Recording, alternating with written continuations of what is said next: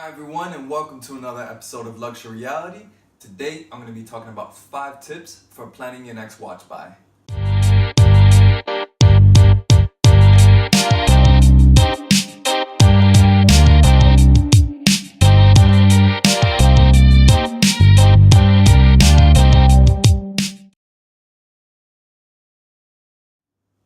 So before I get into my 5 tips for making your next watch purchase, let's do a wristwatch check. Today I'm wearing the Tudor Black Bay Chrono back on its bracelet.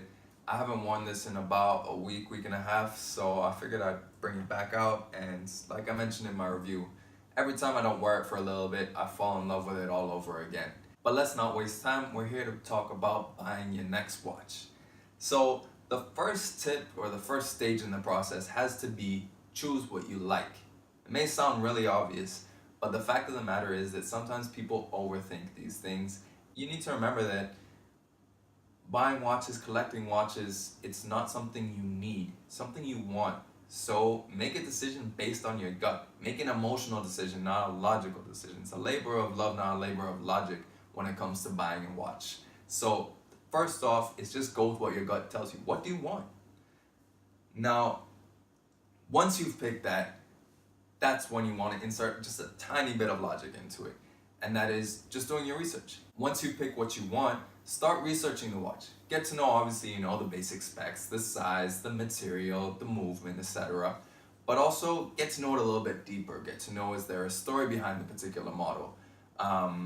Was it the first of something, or is it the flagship model? Understand a little bit more of where it sits within its own range. Like in my case, when I bought my Seamaster.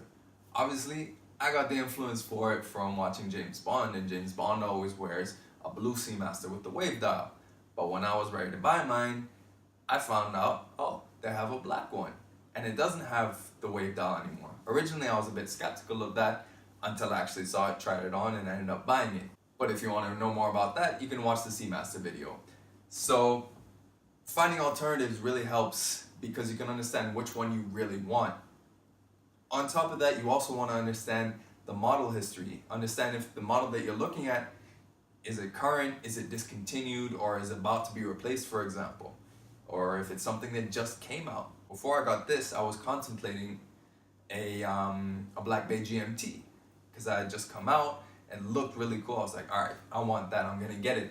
And then I started doing a little bit of research, and I found out about the issue that some of the early models had with its date window. And that really put me off because I don't really like dealing with issues when it comes to expensive stuff I buy. So that put me off. Even though I know they're gonna replace it, they probably won't say when or how, they'll probably just do it silently.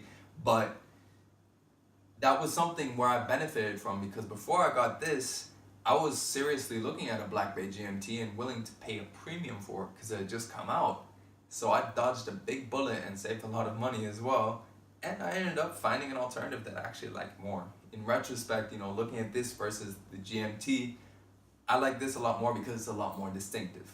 But again, that's a conversation for another video.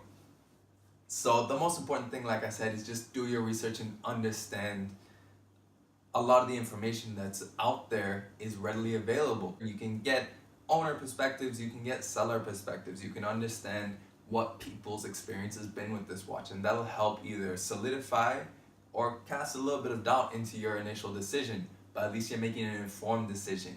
And an informed customer is always going to be better off than one who's going in blind when it comes to actually purchasing. Speaking of purchasing, the next step in the process, after you've picked what you want, after you've done some research on it, is you need to figure out whether you want it new or used. So the main reason why people will have to make this decision is usually price. It's commonly understood, and it's usually the case, that used watches are going to be cheaper than new watches. It's depreciation. But some brands and some models will depreciate more than others. Breitling currently has a very bad reputation for depreciating a lot compared to its new prices. So that's an area, for example, where it's an obvious decision. But again, I'll bring it back to my Omega. When I bought it new, I managed to get, I think it ended up being about 35% off the retail price. The depreciation for most used models around that time was about 40%. So really it was a very slim margin of advantage that I was getting if I'd have went the used route. The difference is, I bought it from an authorized dealer, I have the confidence of having the warranty, I didn't have to do that trust building exercise as much. I could just get something that I knew was going to be good out of the gate, and if there were any issues, they would be solved by the warranty. So it's important to do your research and understand that yes, there is depreciation on most watches, but sometimes that margin isn't as big as you think. Another example is when it comes to models that are recently released. If it's just been released that year, maybe there's not enough used models out there for it really to have depreciated. It's still hot. People might still be selling it at the same price as retail. Obviously, you need to consider things like Rolex, where they actually appreciate after they're sold. So then you need to factor in, all right, am I willing to wait, or do I have a relationship I can leverage to get it at retail, or am I gonna actually have to pay more for used? And then the last factor that you wanna consider when it comes to buying new versus pre-owned is the existing relationships that you have. So if you've bought watches before and you've always bought them from authorized dealers, your existing relationships are with those authorized dealers, so you're talking new. That's the case with me right now, for example. I haven't purchased any pre-owned watches either from private sellers or from pre-owned dealers, so I don't have relationships with them yet.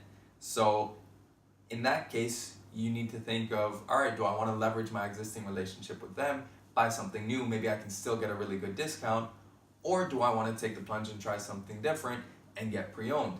The same thing goes for people who have been buying pre-owned for a while. If you keep buying from the same seller, you have a past relationship with them. You have that trust. You've already limited your risk in buying. So that's something you need to consider when you buy new versus pre-owned, because you might have an advantage one way or the other. Now, once you've figured out, all right, I want new or pre-owned, the next stage is look at competitors for the watch that you've chosen. The main reason why you want to do this is perspective. First off, you want to know, where does the watch that you're looking at fit in terms of a technical perspective? Is it pretty much par with the pack? Is it really good value compared to other competitors? Or are you ripping yourself off perhaps? If it's something that's costs a lot more than other ones that do the same thing or look just as good, or maybe even look better. And that sort of brings us into the next thing. When you consider competitors, is you might actually find a competitor that you like more than your original choice. By broadening your horizons, you're exposed to new things, new options that maybe you hadn't considered up until this point, and you might actually change your mind in something you like and find something you like a lot more. And then also, when it comes to pricing, understanding where your watch sits in the market is really important when it comes to negotiation. Now, I'll make a negotiation video after this one, but safe to say, when you're planning your watch purchase, know where it compares to its competitors, because a salesperson will try and use that to give the perspective that they want you to see. So it's important that you know that first. Now, last but not least, before you make your actual purchase, you need to decide on a budget. Now, I always advocate for doing this at the end, after you've done all your research on the model itself, its comparators, new versus pre-owned, because now you have information to actually make an informed decision.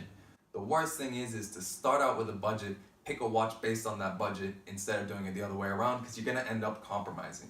Whereas once you've done your research, you know how much the watch is worth in terms of the market it's in, you can understand what you need to do to actually get it.